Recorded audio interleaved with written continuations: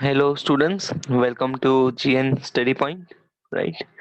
आज हम इकोनॉमिक्स का class 12 economics, right, chapter 2, indicators of growth and development start करते हैं। Right. The most important objective, right, of the various countries of the world, more so after Second World War, right, has been the attainment of economic development, right. सबसे main objective, right, किसी भी country का, specially second world war के बाद, second world war, right, 1939 से लेके, right, हुआ था 1945 के बीच। काफी डिस्ट्रक्टिव वॉर था, राइट, पूरे यूरोप को उसने हिला रखा था। इंडिया भी उसका एक पार्ट था। सेकेंड वर्ल्ड वॉर के बाद जितनी भी कंट्रीज हुई है, राइट, उनका मेन एम एक ही है कि इकोनॉमिक डेवलपमेंट किया जाए, राइट, अटेन किया जाए, अचीव किया जाए, इकोनॉमिकली पैसे के मामले में प्रगति की जाए, right. The nucleus of all economic thinking has been the attainment of economic development. Thinking होती है, राइट, न्यूक्लियस, सेंटर पार्ट। जितनी भी प्लानिंग की जाती है, कितना भी सोचा जाता है, राइट, इन सब का एक ही उद्देश्य है, एक ही एम है, वो है इकोनॉमिक डेवलपमेंट करना, पैसे के मामले में प्रगति करना, right. The terms economic growth and economic development have become popular after the Second World War of 1939 to 1944, since the development of countries attempted to solve the problems like unemployment, poverty, hunger, deaths, inequalities of income and wealth distribution, etc. Right? ये जो दो words है, economic growth और एक है economic development, right, दोनों second world war के बाद काफी पॉपुलर हुए हैं। सेकेंड वर्ल्ड वॉर हुआ था 1939 से लेके और चला था 1945 तक, राइट, लेकिन यहाँ 1944 लिखा हुआ है क्योंकि जो डेवलपिंग कंट्रीज है सेकेंड वर्ल्ड वॉर के बाद, जिसको जिसको इंडिपेंडेंस मिली, वो सारी के सारी डेवलपिंग कंट्रीज है। जो प्रॉब्लम्स है, कौन सी, अनएम्प्लॉयमेंट, बेरोजगारी, नौकरी ना मिलना, पॉवर्टी, गरीबी, हंगर, राइट, भूख, हंगर डेथ्स, राइट, भूखमरी, खाना ना मिलने के बजाय, खाना ना मिलने की वजह से, राइट, डेथ हो जाना, इनइक्वालिटीज ऑफ इनकम, राइट, और इनकम एंड वेल्थ डिस्ट्रीब्यूशन, क्योंकि पैसा जो है वो इक्वली डिस्ट्रीब्यूटेड नहीं है, राइट। काफी सारे जो, राइट, लोग हैं वो काफी अमीर है, काफी ज्यादा पैसा उनके पास है, लेकिन काफी सारे लोग ऐसे भी है जिनके पास पैसा नहीं है, तो इनकम जो है वो इक्वली, और वेल्थ, राइट, वो भी इक्वली डिस्ट्रीब्यूटेड नहीं है। ये सारी प्रॉब्लम, राइट, किसी भी देश की है, वो रिमूव की जा सकती है इकोनॉमिक ग्रोथ से और फिर इकोनॉमिक डेवलपमेंट से, राइट। इसीलिए हर एक देश ट्राई करता है कि इकोनॉमिक डेवलपमेंट वो करे, right. It can be said that the awareness level of developing countries towards attainment of development increased since developing countries started attempting to reduce gap in per capita income level with the developed countries and to increase the standard of living through economic development, right. ऐसा कहा जाता है कि, right, जो बोलते हैं ना, जो अवेयरनेस लेवल है, जो जागरूकता, क्योंकि वर्ल्ड वॉर के टाइम पे तो किसी को पता नहीं था कि इकोनॉमिक डेवलपमेंट या इकोनॉमिक प्रोग्रेस भी कुछ नाम की चीज होती है। इकोनॉमिक डेवलपमेंट जो है उसका कॉन्सेप्ट, राइट, ज्यादा यूज तब होने लगा जब डेवलपिंग कंट्रीज, जिनको सेकेंड वर्ल्ड वॉर के बाद इंडिपेंडेंस मिली, उनका जो पर कैपिटा इनकम है, पर हेड इनकम, एक इंसान जितना इनकम पैसा कमा लेता है उसको पर कैपिटा इनकम बोलते हैं, ठीक है।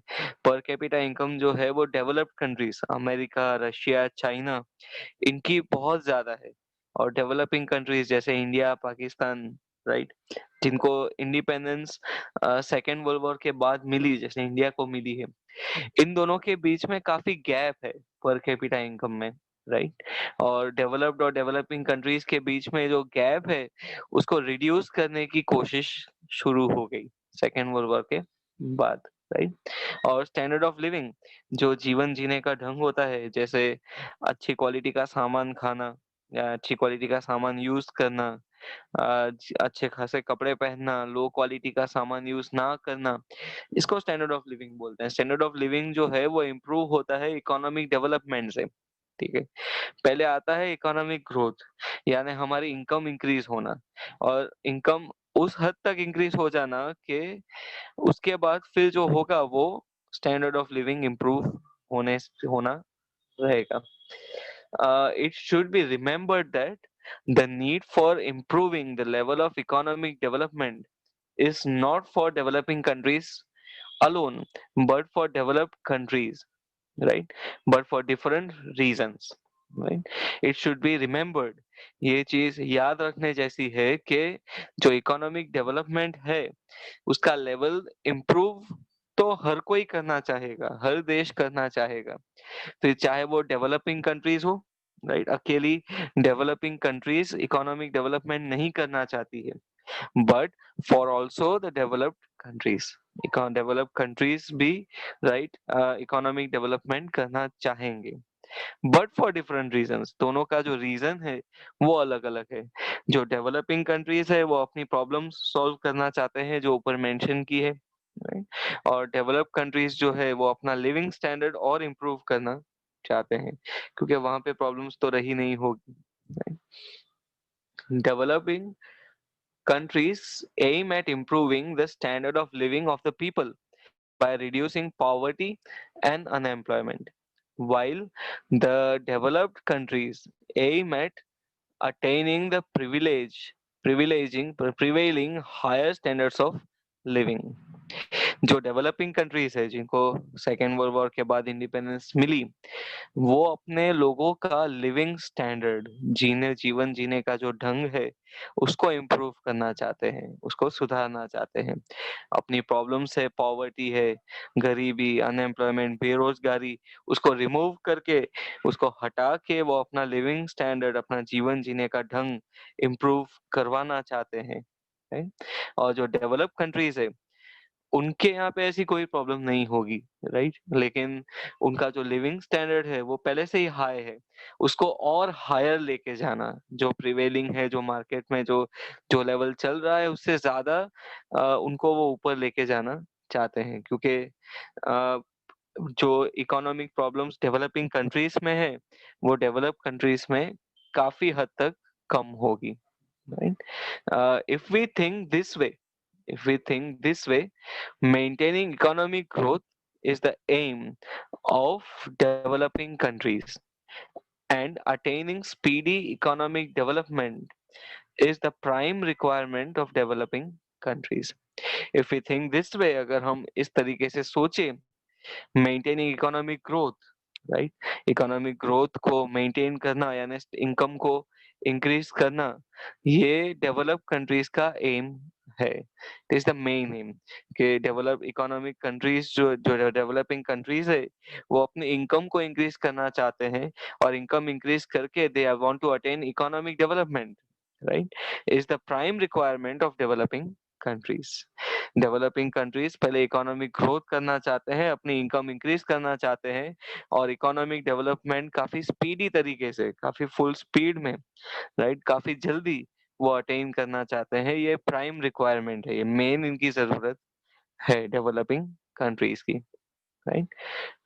General economic development and economic growth are considered to be the same, right.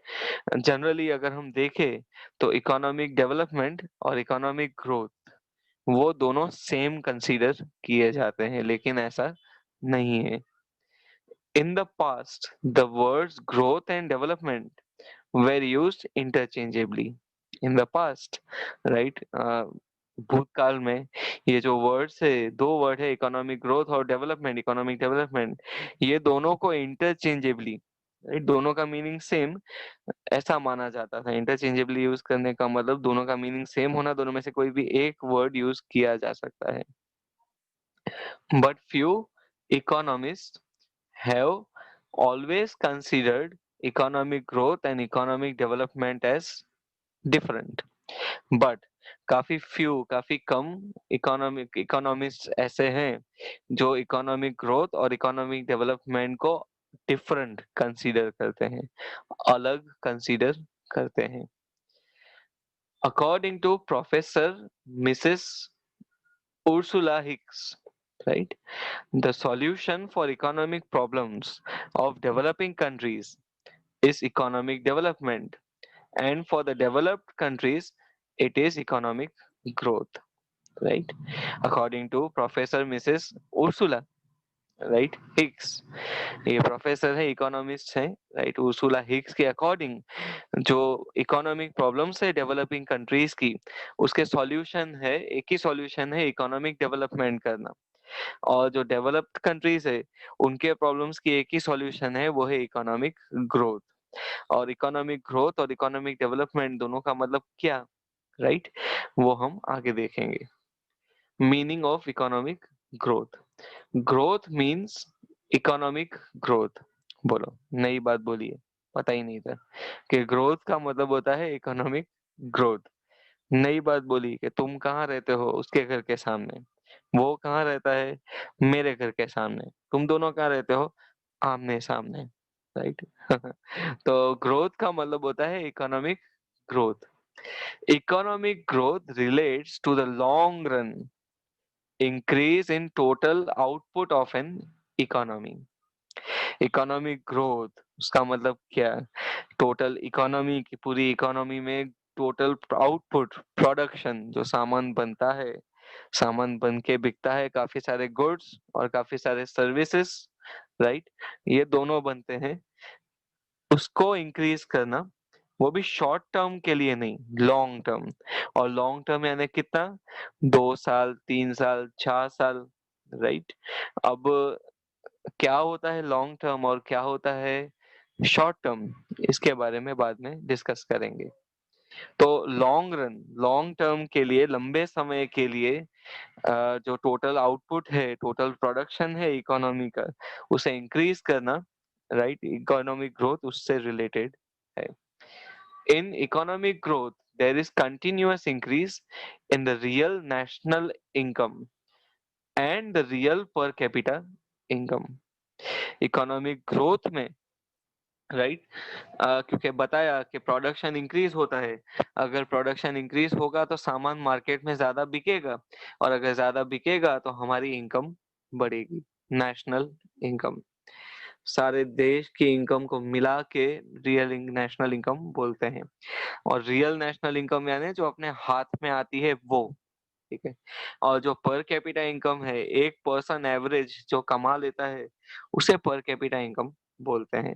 ये दोनों इंक्रीज होना, अगर, राइट, ऑब्वियस सी बात है कि अगर हमारी नेशनल इनकम, पूरे देश की इनकम बढ़ेगी और हमारी पॉपुलेशन अगर सेम है, लोग सेम है, पॉपुलेशन बड़ी नहीं है, तो ऑब्वियस सी बात है कि पर कैपिटा इनकम भी इंक्रीज हो जाएगी, right. Such growth is possible. Such growth is possible due to the increase in the supply of factors of production like land, capital, labor, and entrepreneurial ability, and increase in their productivity. Right? Such growth, बताया कि long run, ठीक है, काफी लंबे समय तक अपना income increase या अपना जो प्रोडक्शन है वो इंक्रीज करना, ऐसा जो ग्रोथ है वो पॉसिबल है due to increase in the supply of factors of production. जो फैक्टर्स ऑफ प्रोडक्शन है, लैंड हो गई, लेबर हो गया, कैपिटल हुआ, right, entrepreneurial ability, right, entrepreneur कौन होता है, जिसके दिमाग में बिजनेस शुरू करने का आइडिया आता है, राइट। ये जो फैक्टर्स ऑफ प्रोडक्शन है उसकी सप्लाई को इंक्रीज करना, पैसा ज्यादा लाना, लैंड ज्यादा लाना, लेबर मजदूरों को ज्यादा लाना, ऐसा करने से उनकी प्रोडक्टिविटी, उनकी प्रोडक्शन करने की कैपेसिटी इंक्रीज होती है और इंक्रीज होने के साथ ही इकोनॉमिक ग्रोथ हो सकता है. Such growth is possible due to the increase in the supply of factors of production like land, capital, labor, and entrepreneurial ability, and increase in their productivity. In short, it can be said that the supply of factors of production, their availability, productivity, and efficiency tend to increase, leading to the continuous increase in real national income and real per capita income.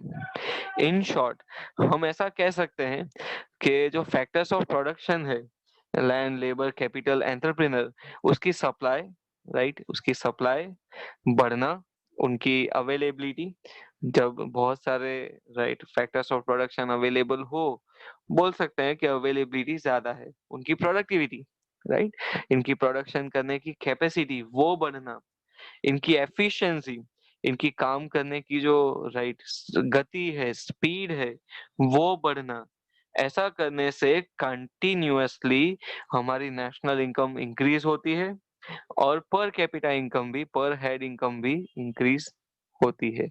एक इंसान average जो कमा लेता है उसे per capita income बोलते हैं, वो भी इंक्रीज होगी. Thus, economic growth is a quantitative change. इसलिए हम बोल सकते हैं कि इकोनॉमिक ग्रोथ जो है वो एक क्वांटिटेटिव चेंज है. क्वांटिटेटिव का मतलब जिसको हम नंबर्स में एक्सप्रेस कर सकते हैं.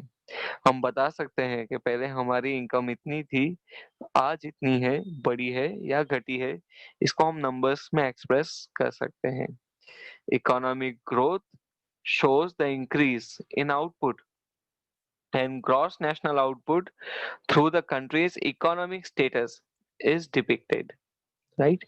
Thus हम ऐसा बोल सकते हैं कि इकोनॉमिक ग्रोथ, राइट, इसका मतलब हमारा आउटपुट इंक्रीज होना, और आउटपुट इंक्रीज होना यानी प्रोडक्शन इंक्रीज होना, gross national output, right, gross national output सारा का सारा जो इंडिया में सामान बनता है, फिर चाहे वो कोई भी बनाए, बाहर के व्यक्ति आके बनाए, राइट, के इंडियंस बनाए, इसको बोलते हैं ग्रॉस नेशनल आउटपुट. अगर हमारा ग्रॉस नेशनल आउटपुट इंक्रीज होगा, प्रोडक्शन इंक्रीज होगा, तो कंट्री की जो इकोनॉमिक स्टेटस है, कंट्री की जो हालत है, वो हमें पता चल सकती है. It also helps in a comparative evaluation of it also helps in comparative evaluation of economics of two countries. Economic growth जो है वो दो कंट्रीज के बीच में इवेल्युएशन, राइट, इवेल्युएट करने का मतलब निकालना कि हमने जो जो स्कीम्स चलाई है इसका फायदा कितना हुआ, राइट. दो कंट्रीज की इकोनॉमीज को हम आसानी से कंपेयर कर सकते हैं इकोनॉमिक ग्रोथ से, राइट. नेक्स्ट है डेफिनेशन है. जैसे हमने ऊपर पढ़ा कि इकोनॉमिक ग्रोथ का मतलब होता है हमारा प्रोडक्शन इंक्रीज होना, राइट. और प्रोडक्शन इंक्रीज कैसे होगा, सामान जो बनता है वो कैसे बढ़ेगा, जब हमारे पास फैक्टर्स ऑफ प्रोडक्शन ज्यादा होंगे. पहले है professor Hansen. Economic growth refers to the growth rate of national income, right. Economic growth का मतलब होता है नेशनल इनकम को इंक्रीज करना, हम जो पैसा कमाते हैं वो इंक्रीज करना, और हमारे हम जो पैसा कमा रहे हैं वो कैसे बढ़, right, because of the production, या फिर rise in total quantum of goods and services. ठीक है, हमारे यहाँ पे जो गुड्स एंड सर्विसेज बनते हैं उसका क्वांटम, उसका जो लेवल है वो इंक्रीज करना, यानी प्रोडक्शन को इंक्रीज करना, ताकि हम उसको मार्केट में बेच सके और हमारी इनकम इंक्रीज हो, राइट, नेशनल इनकम इंक्रीज हो पाए. ये थी प्रोफेसर हैंसन की राइट डेफिनेशन. फिर है right Simon Kuznets, right. Long term increase in capacity of a country to supply diverse economic goods to its people is known as economic growth. एक long term increase करना, काफी लंबे समय तक जो टिके ऐसा कैपेसिटी किसी कंट्री की इंक्रीज करना, प्रोडक्शन बढ़ाना। प्रोडक्शन अगर बढ़ेगा तो हमारे यहाँ के जो गुड्स है वो डाइवर्स होंगे, वैरायटी वाले होंगे, right, to this people, right, अपने लोगों को, राइट, वैरायटी वाला सामान देना, उसे बोला जाता है इकोनॉमिक ग्रोथ। इसको इकोनॉमिक ग्रोथ बोलते हैं। तो काफी सारे इसके लिमिटेशंस भी है, काफी सारी इसकी कमियां भी है कि जैसे सबसे पहले economic growth takes into consideration only the quantitative change. Economic growth जो है वो एक ही चीज को कंसीडर करता है, एक ही चीज के ऊपर ध्यान देता है, वो है क्वांटिटेटिव चेंज। क्वांटिटेटिव के बारे में पहले ही मैंने तुम्हें बताया कि क्वांटिटेटिव का मतलब होता है जो नंबर्स में एक्सप्रेस किया जाए, राइट, सिर्फ नंबर्स को ध्यान में लेता है। इन rise in national income and per capita income, right? But institutional and psychological factors remain as before. Economic growth में there is a rise in national income and per capita income. हमारी जो national income है, हमारी जो total income है देश की, वो तो बढ़ती ही है, और बढ़ने के साथ पर कैपिटा इनकम, पर हेड इनकम, एक इंसान जो एवरेज इंसान कमा लेता है वो भी बढ़ता है। लेकिन इंस्टीट्यूशनल, राइट, यानी कानून, रूल्स रेगुलेशन, और जो साइकोलॉजिकल फैक्टर्स है, उसके दिमाग से रिलेटेड जो फैक्टर्स है, जो चीजें हैं, इट रिमेन्स एज बिफोर। वो पहले थी वैसी की वैसी ही है। इन दोनों चीजों के ऊपर इकोनॉमिक ग्रोथ ध्यान नहीं देता है। The concept of economic growth is narrow, right. जो इकोनॉमिक ग्रोथ का जो कॉन्सेप्ट है, जो बात है इकोनॉमिक ग्रोथ की, वो काफी नैरो है, वो काफी छोटा है। काफी ज्यादा चीजें इसके अंदर कंसीडर नहीं की जाती है, नहीं समझी जाती है। And depicts only the rise in the rate and extent of output. और इकोनॉमिक ग्रोथ क्या डिपिक्ट करता है, क्या बताता है कि आउटपुट किस हद तक, किस एक्सटेंट तक राइज हुआ, बढ़ा, राइट, और उसका रेट कितना परसेंट इंक्रीज हुआ। सिर्फ यही चीज बताता है। कैसे प्रोडक्शन इंक्रीज हुआ, क्या किया गया, कितना लेबर लगा, कितनी, राइट, कैपिटल लगा, ये सारी चीजें इकोनॉमिक ग्रोथ हमें नहीं बताता है। तो इसका जो कॉन्सेप्ट है वो काफी नैरो है। The concept of economic growth is of not much use in understanding the welfare of the people. ये जो कॉन्सेप्ट है इकोनॉमिक ग्रोथ का, राइट, वेलफेयर, राइट, लोगों के, हमारी सरकार जो है वो एक सोशलिस्ट गवर्नमेंट है, वो लोगों की भलाई पहले देखती है, वेलफेयर ऑफ द पीपल पहले देखती है। तो जो कॉन्सेप्ट है इकोनॉमिक ग्रोथ का, उससे हम लोगों का वेलफेयर, राइट, वो समझ नहीं सकते हैं, वो हमें समझ में नहीं आएगा, राइट।